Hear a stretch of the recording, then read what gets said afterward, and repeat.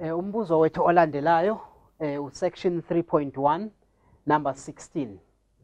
Sithola ke i-derivative yale function lena r is equal to square root of 10 divided by x to the power 7. Siyabona ke lapha ukuthi u-r wethu singambhala kanjena. Siyabona ukuthi square root of 7, square root of 10 inombolo nje.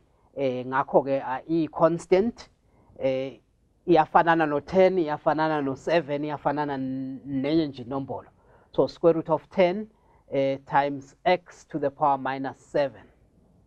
Sesiyakhumbula ke ukuthi lena i-constant u-x is raised to i-power yo minus 7.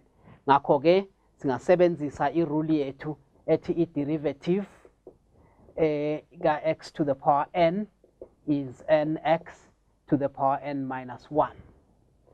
Ngakho ke i-derivative yethu so ibhala ngokuthi u-r prime of x is over square root of 10 times minus 7 times x, and then sit minus 7 minus 1 or minus 8.